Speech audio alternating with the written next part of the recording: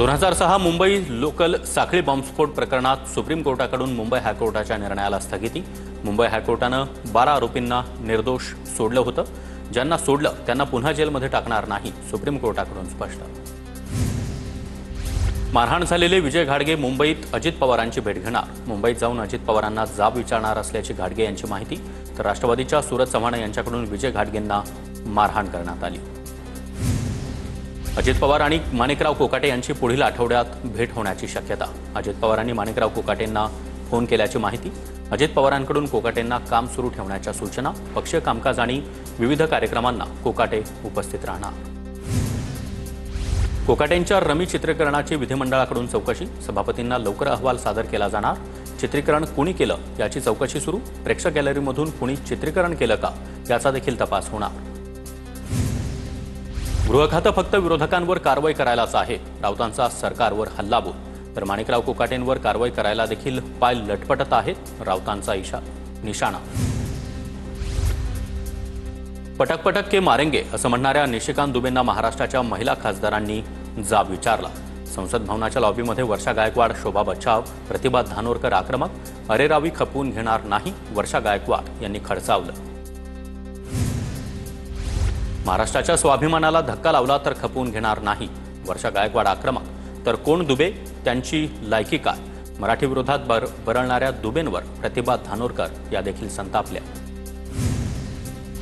महिला खासदारांनी काल निशिकांत दुबेंना जाब विचारला। भाजपच्या नेत्यांची हिंमत आहे का, संजय राऊत यांचा सवाल।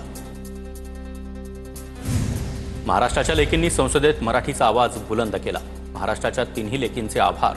दुबेंना जाब विचारणाऱ्या खासदारांचं अविनाश जाधव यांनी आभार मानले। उज्ज्वल निकम यांच्याकडून राज्यसभा खासदारकीची शपथ। निकम यांनी राज्यसभेत मराठीतून खासदारकीची शपथ घेतली। कर्जमाफीच्या मागणीसाठी बच्चू कडूंचं चक्काजाम आंदोलन। अमरावती परतवाडा रोडवर बच्चू कडू यांचं आंदोलन। रस्त्यावर टायर जाळत सरकारचा निषेध व्यक्त।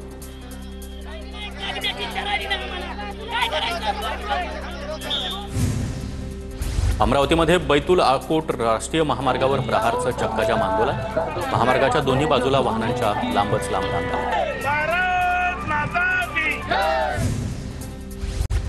छत्रपती संभाजीनगर शहरामध्ये बच्चू कडू यांचं चक्काजाम आंदोलन होणार। आंदोलनासाठी शेकडो पोलिसांचा बंदोबस्त।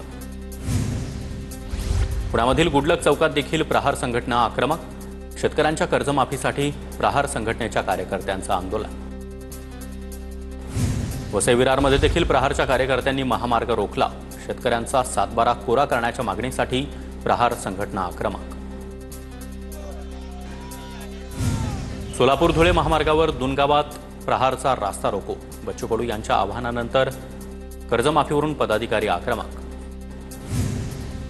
धाराशिवमध्ये देखील प्रहार संघटनेचं चक्काजाम आंदोलन। सोलापूर धुळे महामार्गावर वाहनांच्या रांगा।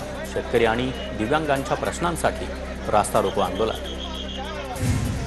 जेजुरीमध्ये देखील प्रहार संघटनेचं चक्काजाम आंदोलन। शेतकऱ्यांच्या कर्जमाफीसाठी प्रहार संघटना आक्रमक। दिव्यांगांचं मानधन वाढवण्याची देखील मागणी। सांगलीच्या तांदूळवाडीमध्ये जलजीवन मिशन योजनेतल्या कंत्राटदाराची आत्महत्या। काम पूर्ण करून देखील पैसे न मिळाल्यानं टोकाचं पाऊल उचललं। 1,40,00,000ची सरकारकडे थकबाकी असल्याची माहिती। हर्षल पाटलांच्या कुटुंबियांचा आक्रोश फडणवीसांनी ऐकावा। फडणवीस आणि उपमुख्यमंत्र्यांनी राज्याचं स्मशान केलंय, राऊतांची टीका। तर संबंधित अधिकाऱ्यांवर सदोष मनुष्यवधाचा गुन्हा दाखल करण्याची ही मागणी। हर्षल पाटील यांच्या नावावर कुठलंही काम नाही, कंत्राटदाराच्या आत्महत्येवर मंत्री गुलाबराव पाटील यांचा दावा। सांगलीमधील कंत्राटदार हर्षल पाटीलच्या आत्महत्येनंतर जयंत पाटलांचा जुना व्हिडिओ व्हायरल। कंत्राटदारांना बिलं मिळत नसल्यानं त्यांच्यावर आत्महत्येची वेळ येईल असा मुद्दा जयंत पाटलांनी विधानसभेत उपस्थित केला होता। सरकारने कंत्राटदारांवरही आत्महत्या करण्याची वेळ आणली। मोठ्या कंत्राटदारांसाठी रेड कार्पेट आणि लहान कंत्राटदारांची बिलं थकवली जात आहेत। हा सरकारचा न्याय आहे का? सांगलीमधील घटनेवरून ट्विट करत वडेट्टीवार यांचा सवाल। हर्षल पाटील यांच्याशी कोणताही करारनामा झाला नाही। जलजीवन मिशन अंतर्गत बिलं प्रलंबित नाहीत। हर्षल पाटील आत्महत्या प्रकरणानंतर सांगली जिल्हा परिषदेचा खुलासा।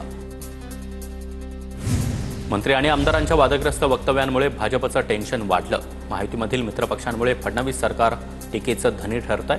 वादग्रस्त मंत्री आणि आमदारांच्या वर्तनामुळे महायुती सरकारला डाग। राजकीय वर्तुळात जोरदार चर्चा। जलजीवन मिशन अंतर्गत 90,000 कोटींपेक्षा अधिक रुपयांची बिलं थकीत। हजारो कंत्राटदार बिलं मिळण्याच्या प्रतीक्षेत। रोहित पवार यांचा ट्विट। नागपूरमध्ये शिंदेंच्या शिवसेना शहर प्रमुखांच्या हॉटेलमधून अवैध दारूसाठा जप्त। मंगेश काशीकर यांच्या अपना धाब्यावर कारवाई। मंगेश काशीकर आणि भरत दुबेंविरोधात गुन्हा दाखल। पुण्यामधील दौंड गोळीबार प्रकरणामध्ये राष्ट्रवादीचा आमदार शंकर मांडेकरांच्या भावाचा सहभाग। बाळासाहेब मांडेकरसह इतर तिघांवर यवत पोलीस ठाण्यात गुन्हा दाखल। मंत्रिमंडळामध्ये बदल होईल असं वातावरण दिसतंय। मुख्यमंत्री उपमुख्यमंत्र्यांना परफॉर्मन्स हवाय। धर्मराव बाबा आत्राम यांची प्रतिक्रिया। तर माणिकराव कोकाटेंबाबत अजित पवारच निर्णय घेतील, आत्राम यांचं वक्तव्य। सरकारचे सर्व संकटमोचक हनी ट्रॅपमध्ये अडकले। राऊतांचा हल्लाबोल। तर हनी ट्रॅप हा देखील नक्षलवादच असल्याची राऊतांची टीका। अनिल अंबानींशी संबंधित मुंबई दिल्लीतील जागांवर ईडीकडून छापेमारी। एकूण 50 ठिकाणांवर छापेमारी झाल्याची सूत्रांची माहिती। कालच अनिल अंबानी पोलीस आयुक्तालयात गेले होते। उपराष्ट्रपती पदाची निवडणूक घेण्यासाठी पूर्वतयारी सुरू। निवडणूक आयोग लवकरच वेळापत्रक जाहीर करणार। जगदीप धनखड यांच्या राजीनाम्यानंतर उपराष्ट्रपती पदाची निवडणूक होणार। उदय सामंत यांनी राज ठाकरेंच्या घराच्या बाजूला कॉटेज बांधावं। राज ठाकरेंच्या भेटीवरून राऊतांची सामंतांवर टीका। तर ठाकरे बंधू एकत्र आल्यापासून भाजप शिंदेंच्या सेनेची झोप उडाली आहे। राऊतांचा हल्लाबोल। धाराशिवमध्ये तानाजी सावंत यांच्या कुटुंबाच्या मालकीच्या कारखान्यानं 8 कोटी 16 लाख रुपये थकवले। थकीत बिलाचा प्रश्न घेऊन ठाकरे गटाचे जिल्हाप्रमुख रणजित पाटील साखर आयुक्तांकडे। 7 दिवसात ऊस बिल मिळालं नाही तर आमरण उपोषणाचा इशारा। वाल्मिक कराड असलेल्या कारागृहात एका कैद्याकडे मोबाईल आढळला। कैद्याच्या अंतर्वस्त्रामध्ये मोबाईल लपवून ठेवला होता। कारागृहाच्या सुरक्षेवर प्रश्नचिन्ह। शिवाजीनगर पोलीस ठाण्यात गुन्हा दाखल। नागपूर खंडपीठाची आमदार विकास ठाकरे आणि प्रवीण दटके यांना नोटीस। दोन्ही विजयी उमेदवारांनी निवडणुकीमध्ये आचारसंहितेचं उल्लंघन केल्यानं आमदारकी रद्द करण्याची याचिकेतून मागणी। दोन्ही आमदारांना 8 आठवड्यात उत्तर देण्यासंदर्भात नोटीस बजावण्यात आली। आपली पोस्ट बघितली आणि पुढचा नंबर माझाच असेल का असं वाटतंय। मेसेज वाचून पायाखालची वाळू सरकली। कंत्राटदाराचा मेसेज। जितेंद्र आव्हाड यांच्याकडून ट्विट। मंत्री छगन भुजबळांची भिडेवाड्याला भेट। क्रांतिज्योती सावित्रीबाई फुले स्मारकाच्या कामाची भुजबळ यांच्याकडून पाहणी। भंडाऱ्याच्या लाखणीमध्ये माणिकराव कोकाटेंविरोधात पवारांच्या राष्ट्रवादीचं आंदोलन। कोकाटे यांच्या राजीनाम्याची तहसीलदारांना निवेदन देत मागणी। कोकाटेंविरोधात कार्यकर्त्यांकडून जोरदार घोषणाबाजी। सिंधुदुर्गच्या मालवणमध्ये ठाकरेंच्या सेनेला शिंदेंच्या शिवसेनेचा धक्का। उपसरपंच राजेश गावकर यांच्यासह ग्रामस्थांचा निलेश राणे यांच्या उपस्थितीमध्ये शिंदेंच्या शिवसेनेत प्रवेश। राज्यामध्ये शिवसेना 1 नंबरचा पक्ष करणार, कार्यकर्त्यांचा निर्धार। ओबीसी चळवळीतील नेते सतीश कुलाळ यांचा अजित पवारांच्या राष्ट्रवादी काँग्रेसमध्ये प्रवेश। दरम्यान पक्षप्रवेश होताच कुलाळ यांची ओबीसी सेलचे प्रदेश उपाध्यक्षपदी निवड। शिर्डीच्या साई संस्थानला पुन्हा धमकीचा मेल। साई मंदिर आणि खोल्यांमध्ये बॉम्ब ठेवल्याचा मेल। भगवंत मान नावानं साई संस्थानला मेल आल्याची माहिती। शिर्डी पोलीस ठाण्यात तक्रार दाखल। साखर महासंघ आणि साखर कारखाने कर्मचारी संघटनांमध्ये 10% पगारवाढीचा करार संपन्न। 200 पेक्षा अधिक कर्मचाऱ्यांना पगारवाढ मिळणार। मात्र 10% पगारवाढीमुळे साखर उद्योगांवर 419 कोटींचा बोजा पडणार। चीन आणि पाकिस्तानमुळे भारतातील कांद्याला फटका। JNPA बंदरामध्ये कांद्याची निर्यात तब्बल 40% घसरली।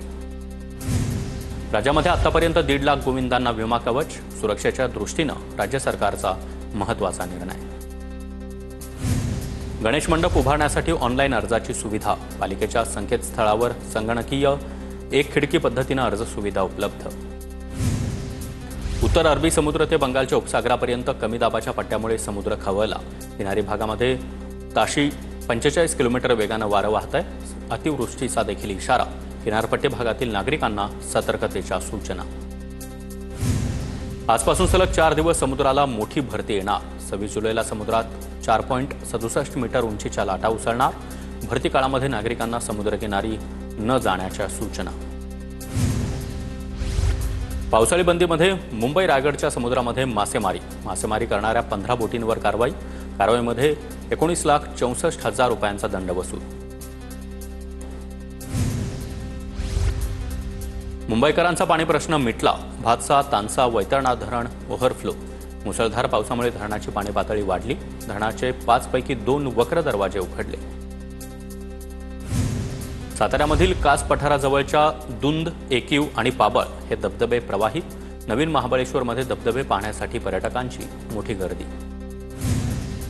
राज्यामध्ये आज पुणे, रायगड, रत्नागिरी, सातारा, सिंधुदुर्ग, कोल्हापूरमध्ये रेड अलर्ट जारी। दरम्यान विदर्भामध्ये हवामान खात्याकडून येलो अलर्ट।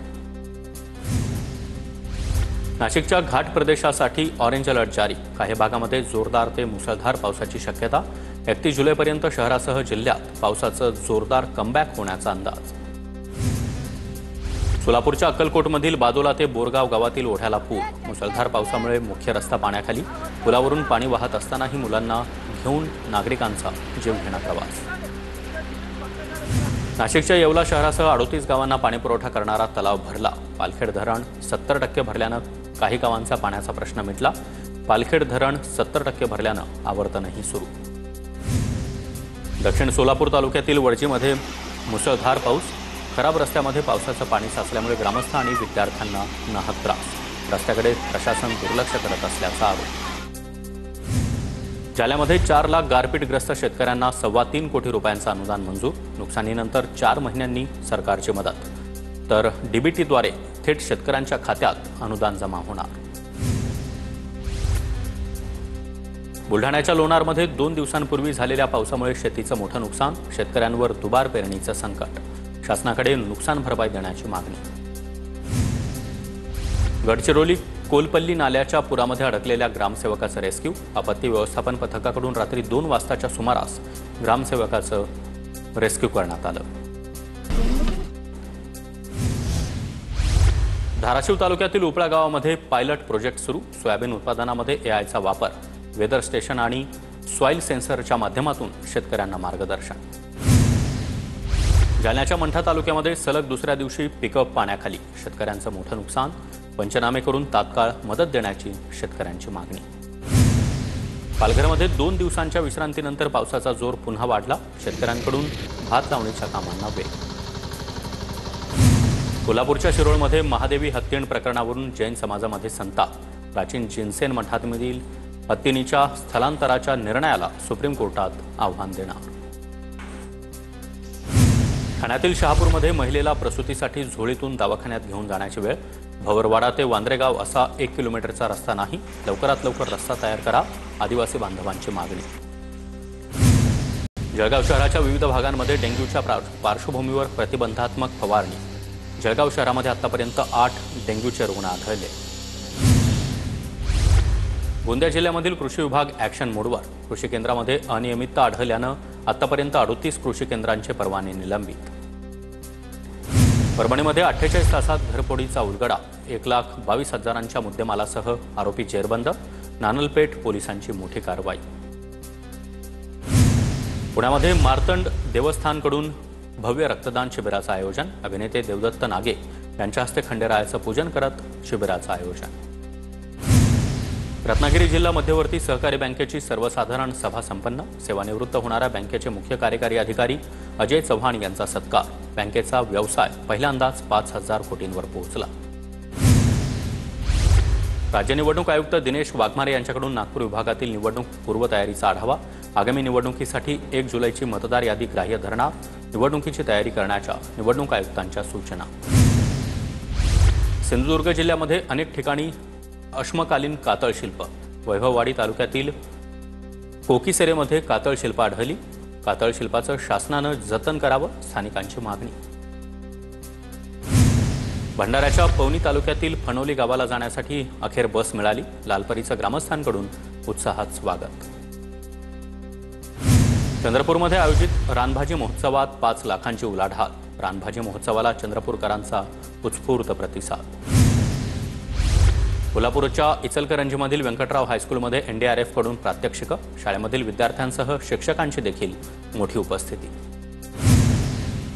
परभणीच्या गंगाखेडमध्ये संत सावतामाळी पुण्यतिथी साजरी, विविध धार्मिक कार्यक्रमांचं आयोजन।